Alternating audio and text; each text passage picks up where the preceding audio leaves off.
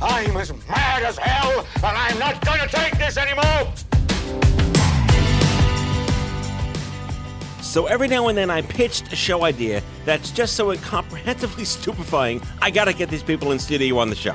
So joining me today is John Nelson, a former healthcare communications specialist, but a mental health advocate because this poor guy, suicidal, has young kids and a family, stumbled upon this incredible new technology that you may know already as the listener, but was new to me, and I want to share it with you. Dr. Helen Mayberg is a neurologist and psychiatrist at the Nash Family Center for Advanced Circuit Therapeutics. Yes, you heard that, Circuit Therapeutics.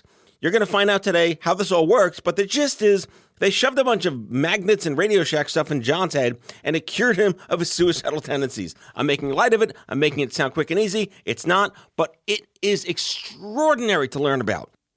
Now, in John's case, it was something called major depressive disorder, and despite all sorts of crazy shenanigans, a process called deep brain stimulation became a cure for his hopeless disease. All that and more, so much more. I can't even begin to wrap my head around this technology, this progress, and the hope it gives to millions of people. Enjoy the show.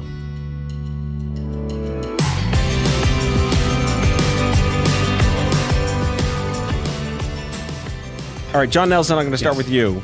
Why can't you just be happy? It's a phenomenal question. I would say for the majority of my... That was a tongue-in-cheek, obviously. Yes, it was extremely tongue-in-cheek. I'd say my entire life, I've been the extroverted, outgoing guy. I've been the guy organizing the parties. People call me the mayor of my town. It's just who I have always been. Externally, I've always been that person, and it's who I am. I'm a people person, right? Unfortunately, I got stricken. Is that the word? Stricken. Yeah. I got stricken with depression about 10 years ago, and it didn't wreck the outside of me, and so my happiness on the outside was always there. It was there, and my interior was crumbling. I mean, that was the short version of what the disease started to do to me initially. It's the fabulous invisibility. Dr. Helen Mayberg, you've been studying this for a while, and I started my conversation with John based on the get over it therapy that life used to be when people just thought you were crazy and things were in your head. What has been your experience for the last couple of years in terms of the awareness that this is a real thing affecting people every day? Well, I've been a neurologist studying depression for about 30 years.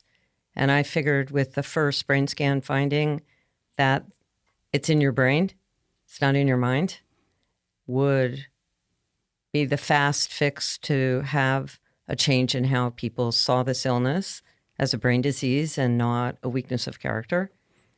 And it's 30 years later, and we're still at it, despite the fact that we have pinpoint accuracy to be able to actually unlock a shutdown brain. So when I hear a conversation about, why you're not happy, depression's not about just absence of happy. It's more about you are flooded with negative and you can't move away from it. Right. I'm a fan of history, and I look at progress in cancer treatment from we now call it mental health perspective, but back then it was called rehabilitation and survivorship. And every time we made progress as a society, it revealed this ebb tide.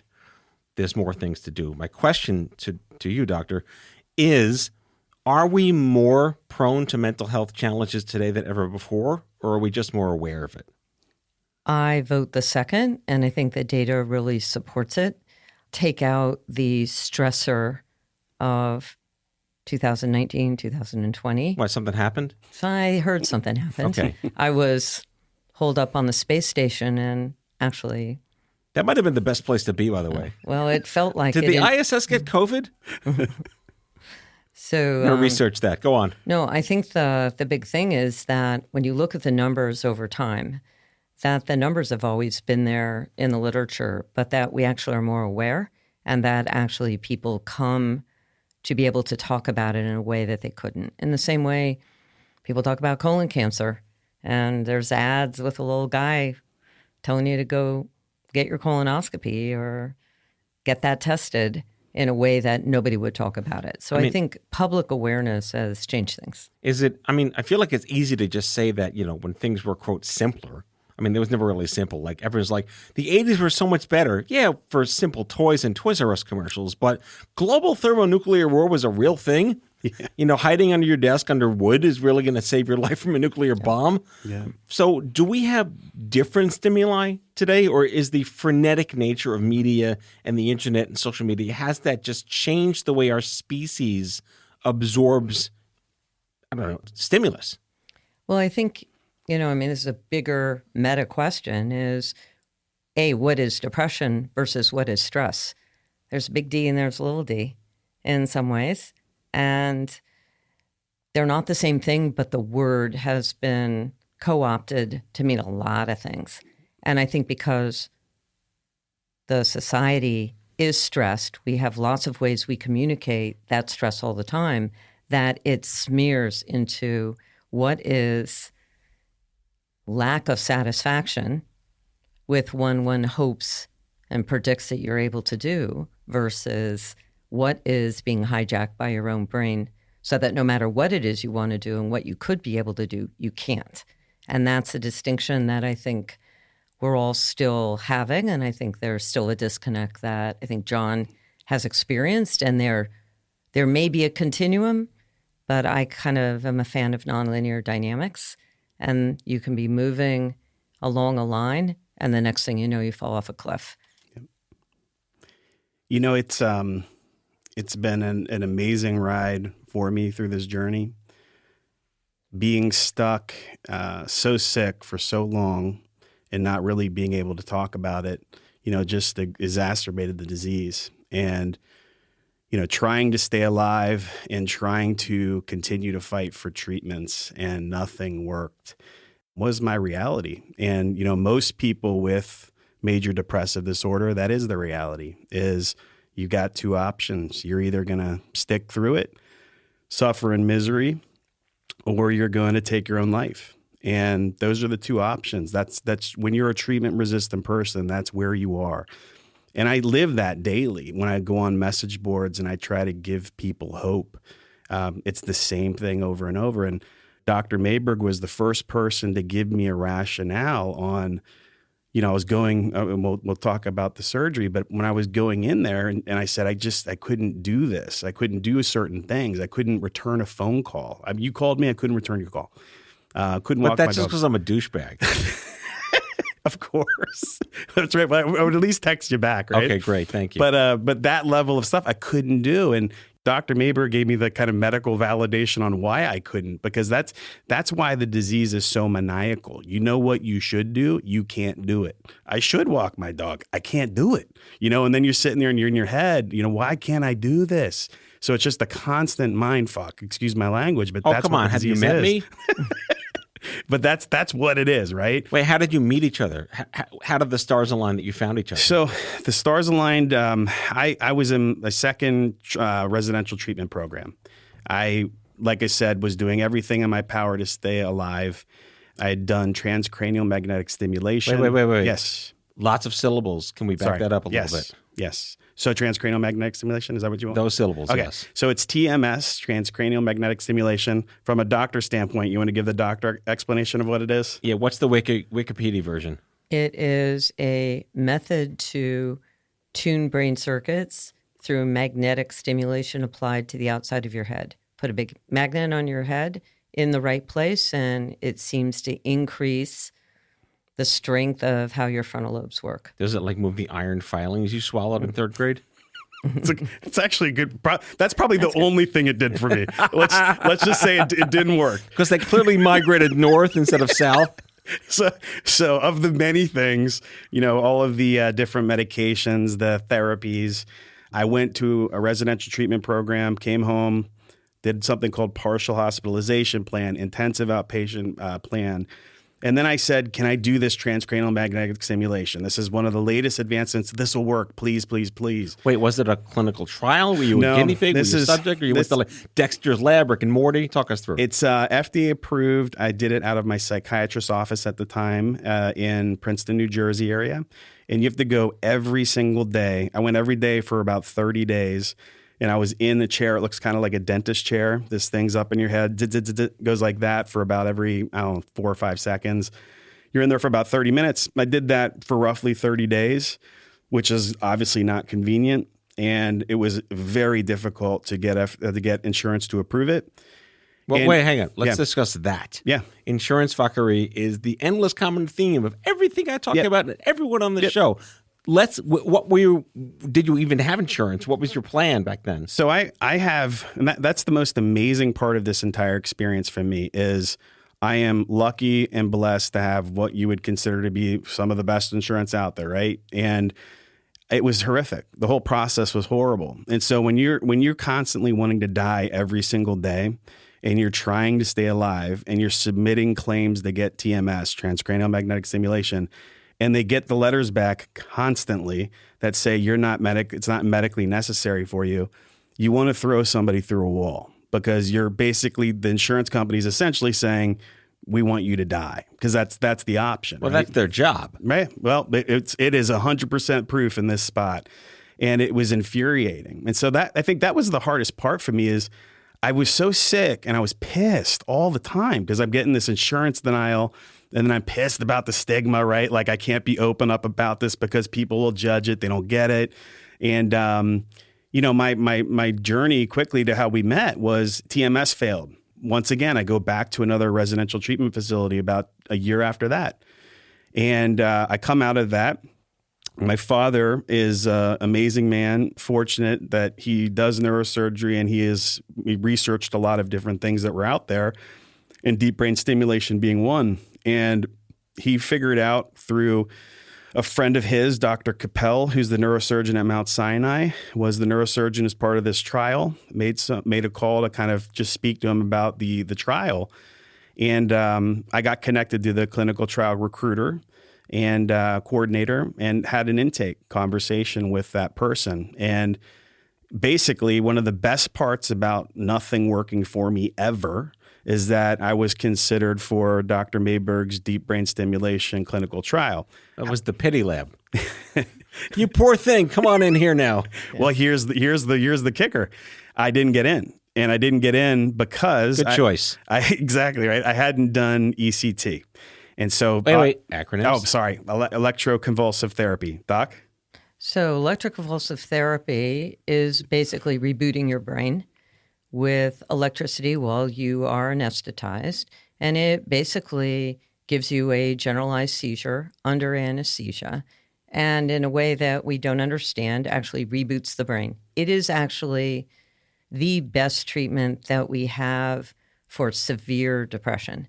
And it's been a workhorse for many years. It's much aligned, but it is the most effective treatment that we have, except that by the time you've had 4 or 5 episodes or you've failed multiple treatments, we tend to wait to give ECT because when you've been sick a long time or you've had multiple episodes or something else hasn't worked, the likelihood that if you get better, you stay better is very low. So it works great when it works, but it doesn't last. Right. But the thing is, when you are at the end of the line, when you feel suicidal, when the psychic pain is so overwhelming, and the problem with pain is generally when you have any kind of pain, you work to move away from it. And to be in a state where the parking brake is on and the pain is so overwhelming and you can't move to be comfortable in any way, you just want to reboot. Wait, all right. Before we go to break, John, how did you manage to convince the insurance companies? What kind of formulary exemption or appeals process did you go through to get that to happen? So for the ECT, once again, so when I did the intake, they said, we can't accept you because you haven't done ECT. I said, if I do it, will you accept me? And they said the great line, which was, we would definitely continue the conversation. Oh, dear God. And so for me... Again, I'm going to interrupt. Yeah. I'm going to interrupt here. Okay. When it's not a clinical trial means we don't know if a treatment works. And when you're an extremist, it's very, very important not to have therapeutic misconception that when you are desperate and you have no options, that this seems like an option that'll work for you. And in our experiments, they're experiments, that we require that you fail ECT because it is the most effective treatment out there. And if you've never responded to anything ever, the idea that there's a group of people that actually won't respond to ECT either. So, but it's also proven that even a transient response to a treatment like ECT is a good omen. It's a predictor that you likely can get better with DBS. So it becomes a way in the absence of us having a map to say, your brain map says you need X or you need Y. In the absence of that, in this treatment-resistant state, having people have tried ECT has been important. And we're changing our attitude about it as we understand what we're doing. But at the time John was operated on, that's our criteria. And we have to have permission to do our studies with the FDA. We can't be late no matter how we know by intuition what we think is going to happen with the patient. So let's take a quick break. Who's going to sponsor the commercials? The Happy Pill, the Chill Pill. Remember the Chill Pill? I do. The 80s presents the Chill Pill. We'll be right back. I do.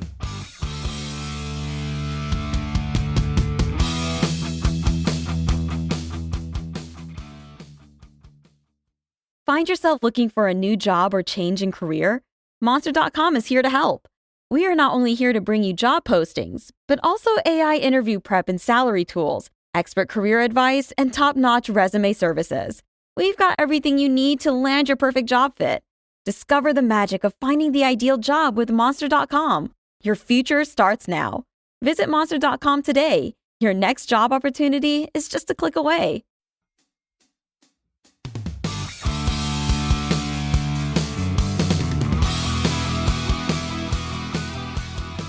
We're back, picking up where we left off. John, you're still a hot mess, but you look great. Go on. Thanks, man. So knowing that I had to do ECT was phenomenal for me to find out, because I knew there was one more inclusion criteria that I had to get past, right? So same thing, same exact process happens. I can barely get insurance to cover it. It takes 2 months to get approvals. I get the approvals.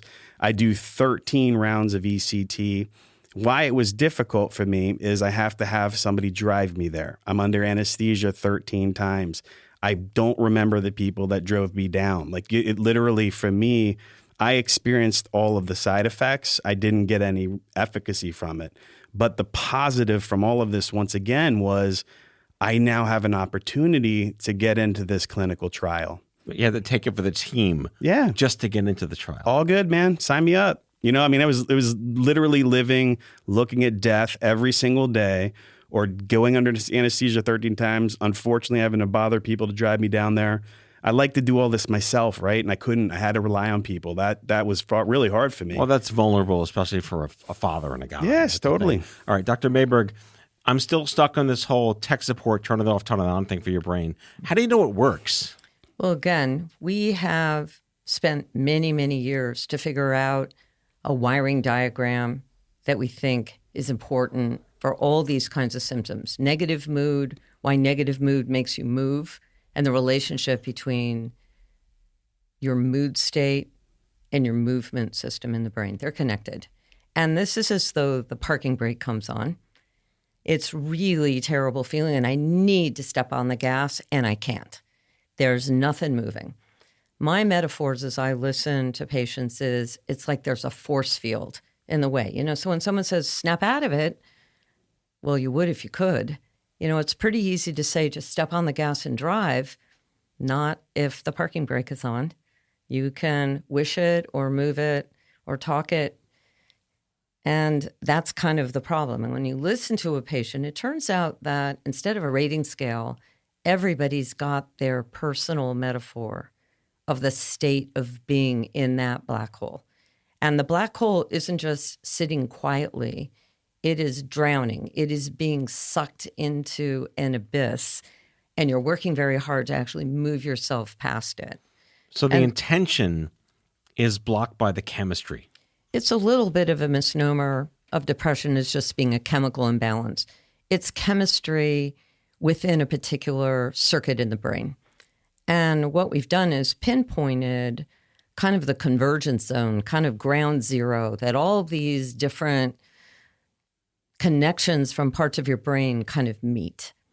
And the whole intention is that instead of ECT, where you kind of like reboot the whole computer, this is going in precisely into a circuit and actually stimulating it there with the idea that you will affect change at this negative mood spot and you'll impact everything it talks to. Wait, so when someone wakes up after having their computer turned back on, is it night and day? No. So, well, it depends on, are we talking about DBS, deep brain stimulation? Are we talking about DCT? Well, either one. I guess my ignorant So- question is like, do you wake up happy? No. Do you wake up conscious? Like I No. hope you wake up conscious. What does it mean? So again, I'll just talk about what we do with the DBS because that's kind of that's what I do. I don't do ECT. I'm not a psychiatrist. We do experimental studies of brain circuits. So we actually don't do this asleep, do this awake. So that you put someone to sleep to be able to make a hole in their skull, which is about the size of a dime, nickel, and Like a little manhole cover. little manhole cover. Oh, that was those little mantis beams on top of your head? I got 2 of them. Like it. Yeah. Yeah, it's So- radio, but he looks like Mantis without the antennas Yeah, and from it's- Guardians. and, some people, how bad someone is suffering when you're interviewing them and they're suffering, and their question is, well, am I going to have a scar? When I meet somebody who doesn't have hair, and I say I'm surrounded here, that You're welcome. that in fact, no, you can wear a hat. If you can alleviate this suffering, I'll deal with how I look. But again, this is having to make a small incision, but to make an opening in the skull, because under millimeter precision, we are going to put a wire into a place deep in the brain. So your scalp, your skull has pain sensors. So you're asleep while we do that part. But the brain has no pain sensors, Pain has right? no pain sensors. I knew that. So what we do is we wake patients up in the operating room so that we can test that nothing bad happens. So going back, 20 years, it'd be the first patient in Toronto, May 23rd, 2003, that we did the entire thing awake. And even making the burr holes, that's the opening in the skull. I think I've seen these, like where they push parts of the brain and like they can't see here and then they slur here and then they Exactly. remember things here. You learn a lot by poking the brain and stuff happens. And some of it's good, some of it's bad when you have to take sections of brain out because there's a tumor, as you know, or there's blood, from a hemorrhage, that you're always balancing taking care of the problem and not doing harm. And it's never good to go into somebody's brain. Nobody wants anybody going into someone's brain. And if you're going to go in, you want There's to a do. skull for a reason. Absolutely. All right, so John, you go through it, take it for the team. Yeah. You're awake for these crazy things, and nothing works for you. But you get on the other thing. She drills the holes in your head. You got Swiss G scalp like me. I'm telling you. But so the most amazing part about the surgery was I didn't care that it was happening, like the actual surgery. I wasn't worried about it. It was like the same thing of me. Like if you were going to the dentist tomorrow, you'd be like, oh yeah, I'm going to the dentist. It was, if anything, I was euphoric for the procedure because I wanted to die, right? I constantly wanted to die because that's the misery of this disease. So for me, it was a positive because if I die accidentally on a hospital table, then my wife gets life insurance. My kids have a dad who died of an accident, and I don't have to suffer. So I had no it didn't even matter to me that the surgery was happening. And I go down once I say that until the day before when I dropped off my kids with my in-laws, and they all hugged me. And my youngest looked up at me and said, "Dad, am I going to see you again?" And that was the first time where I was like, oh, man, this is, There are stakes. I was like, there are stakes. And so, I definitely got a little nervous there before. But next thing you know, I'd never been in a surgery before. I've been under anesthesia like 20 times last year. I'm like an expert at it now. And, next thing I know, boom, Dr. Mayberg is, hey, John, it's Dr. Mayberg. What's up, doc? And you're so awake that I think I busted your chops. I think I did a joke. She told me before the surgery, like, make sure you're present. And I was like, hey, doc, can I tell you something? And she came over, I was like, just when you know I'm present, and so she's sitting there laughing. I'm literally have my brain open. Is that when you poked something and like you couldn't see for a second? So, it's interesting The because power of Christ compels you. so in the experiment, that the way John did it is we woke him up. We have a team to do an experiment where you actually play a game while you're awake, while we measure the chemical change in your brain as you're playing the game. So we're trying to learn about this area of the brain. Then we actually stimulate your brain while we're doing the chemical measure at a very, very low amount. So in John's experiment, we had him awake doing work, but I didn't actually turn him on in a way like we ended up doing in the lab the next day. But in the old days, what we would do is we didn't play those games and do those measurements. Those are new, very wonky, but really amazing to really know what's the chemical effect of stimulating in that spot. But that... It's like whack-a-mole. Not exactly. Whack-a-mole. I don't like that metaphor. Whack-a-mole with science behind it? No. So I'm poking you, but when we do the imaging guidance tracking, put the wire in exactly the right spot, then have the patient thinking about kind of the agony and the lockdown, and you do the stimulation, you watch someone over less than a minute change state. And it's such a unexpected thing because, I'm fond of saying to every patient, don't watch TV. Everybody's watched every YouTube video I've ever recorded or every documentary we've made about this. Someone else's experience is not your experience. You need to be in the moment. You know your own state. And if something changes, you'll know it. And I think for John, it's most interesting, rather than me tell you about every memory that I will never have until I lose all my own brain cells. The experience for every patient is something you can't describe. And even as the doctor watching it, when you're worried for every patient, is it going to happen? Well, it happens. And I think that John should tell you his experience in the lab where we didn't turn him on in the OR. We brought him to the lab, had everything recording his brain. And actually the first time we turned him on was in our lab. Yeah, and they do, like during the surgery, you do a CAT scan too, right? So yeah, there's a machine in the operating room. Dr. Capel has a way to know exactly where he is in the brain by what's called an O-arm. And it's like a poor man's CAT scan. So it's this big procedure, and I wake up, I do the video game as she's saying, and I'm you're so awake and so vivid. I actually hear them talking about Dr. Capel, the placement of where they're doing the electrodes.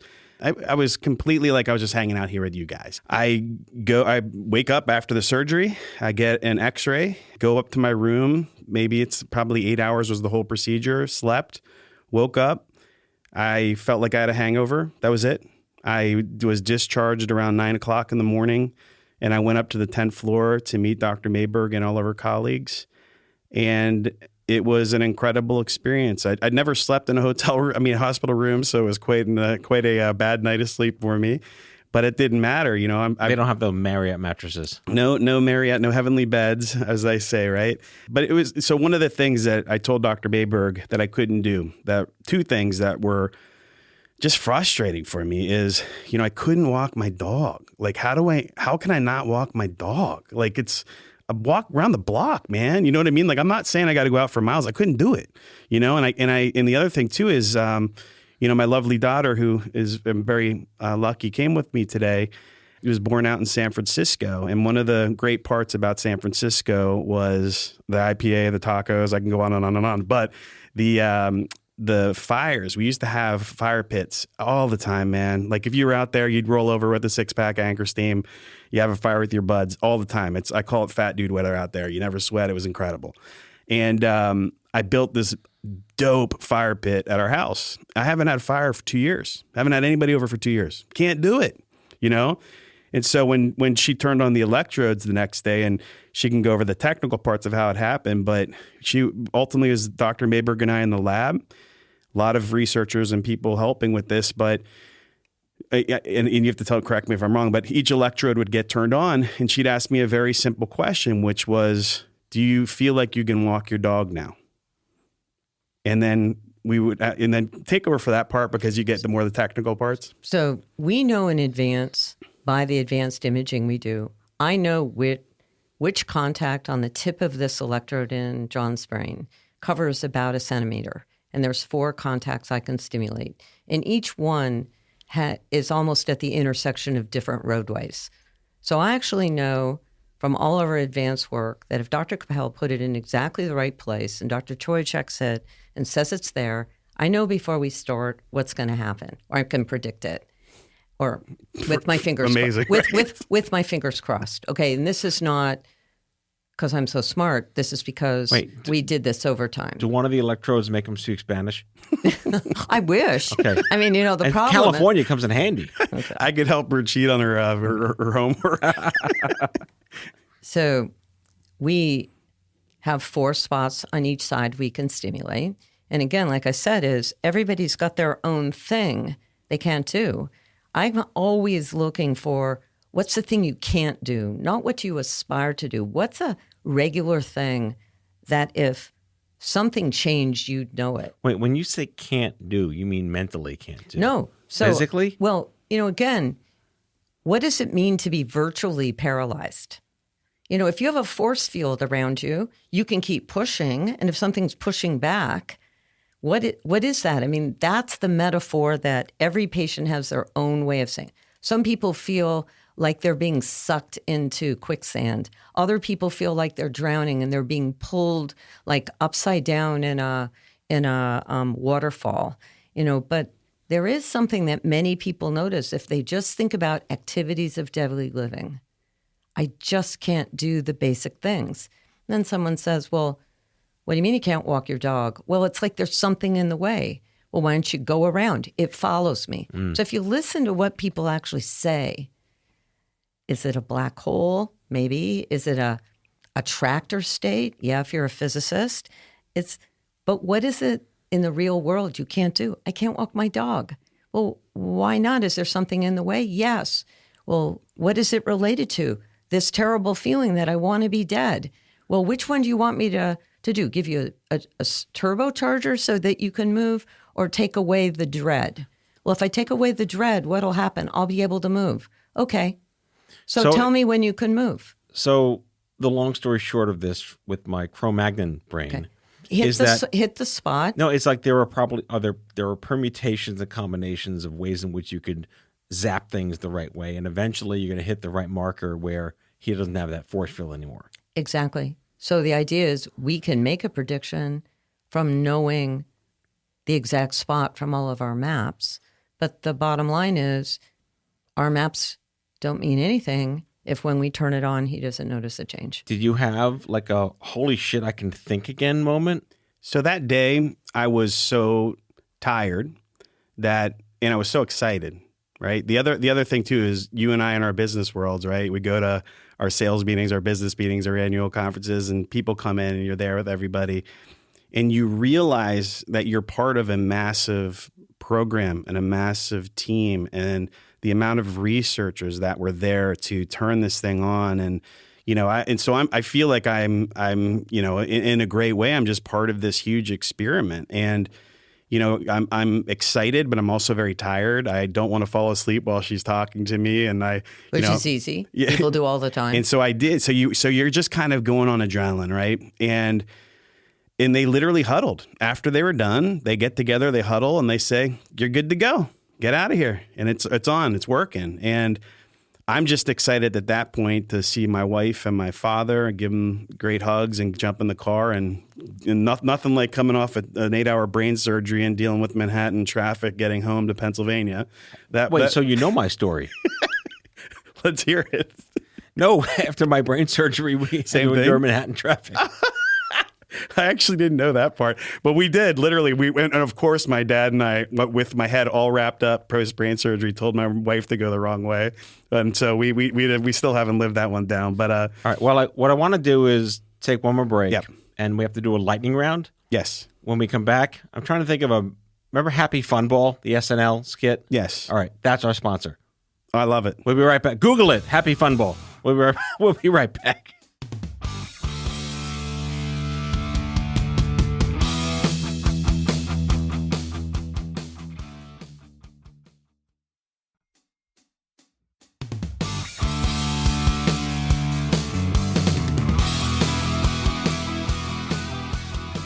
All right, happy Fun Ball. Hope you guys enjoyed Googling Happy Fun Ball. We're back. John, lightning round.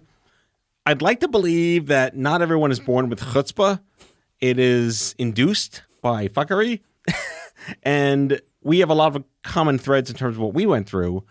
There was a phrase back in the day we coined at Stupid Cancer, which is not about what you have, it's about what you have in common.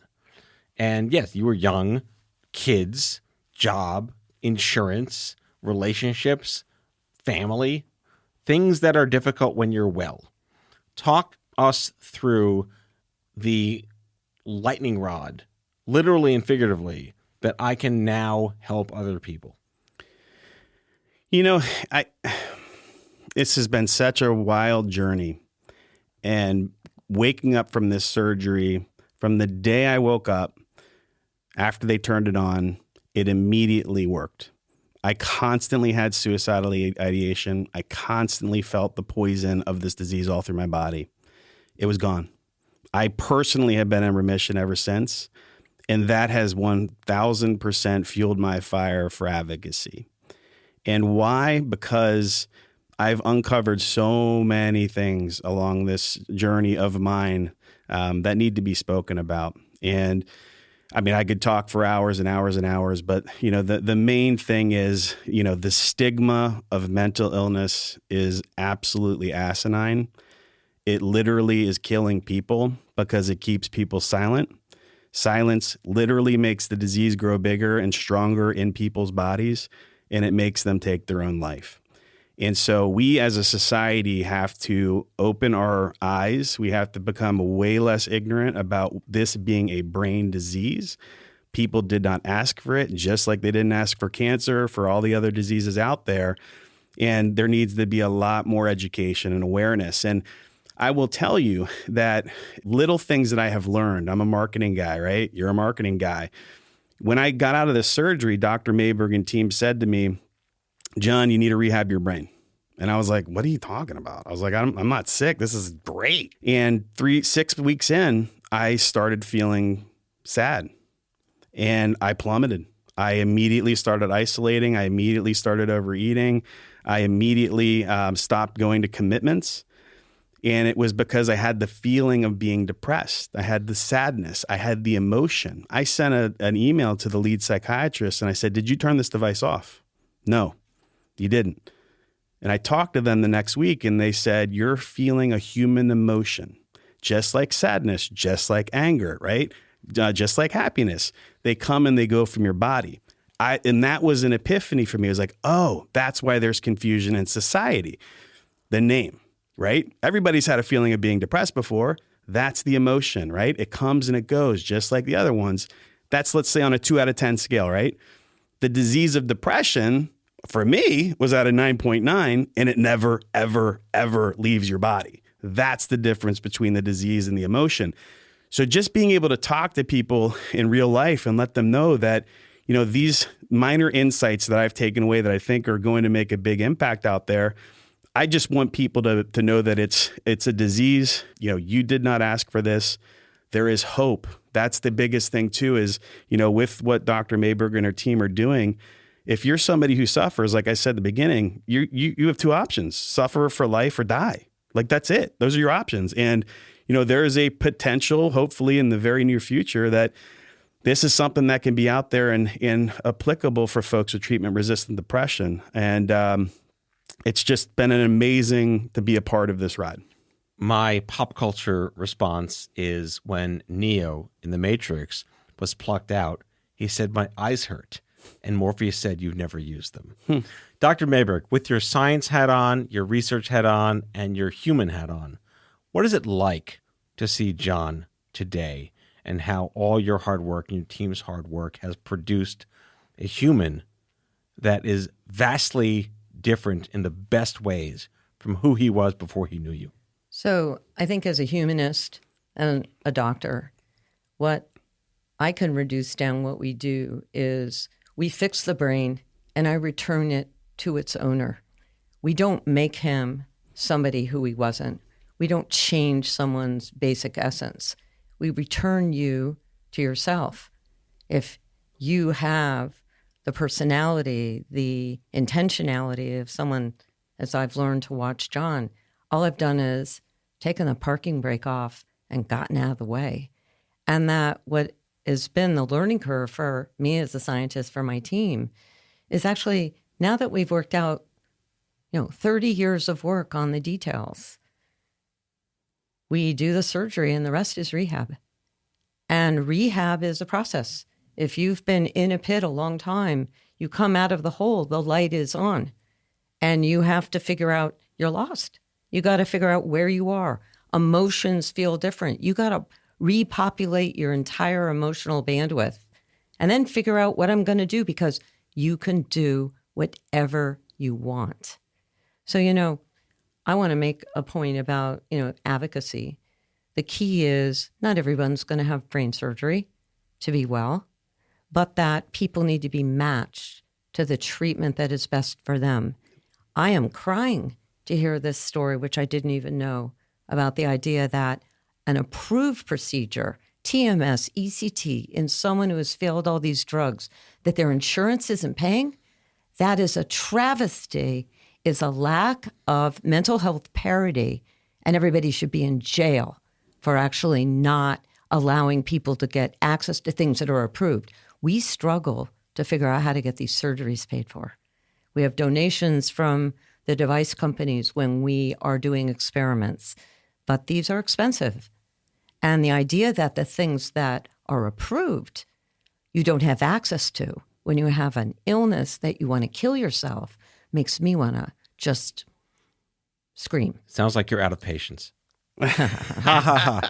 All right, I want to do more of these shows. This is fascinating. I don't get to meet a lot of guys that go to my barber, that go to my beard trimmer, that had someone touch their brain and are still here to tell the story. This is astonishingly fascinating, and I love conversations and guests with issues that are gratefully foreign to me and yet entirely near and dear to what I'm trying to accomplish and what every advocate is trying to accomplish in this country to make healthcare suck less. Dr. Helen Mayberg, neurologist to the stars, apparently. The Nash Family Center for Advanced Circuit Therapeutics. Great syllables. You do great work. Thank you. And John Nelson, badass mental health advocate. I'll take it. And awesome marketer. I'll take it. Thank you so much for coming in studio to the show. Thank you so much for having us, Matt. Pleasure.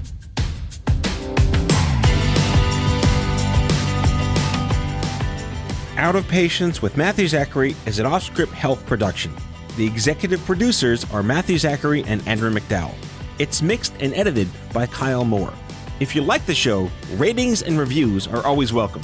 Leave us a message anytime at 855-AUDIO-66. That's 855-AUDIO-66 to share your healthcare shitness with us, and we might just play them on the air on a future episode. For more information about this show and Off-Script Health, visit offscript.com. That's offscript, no T.com.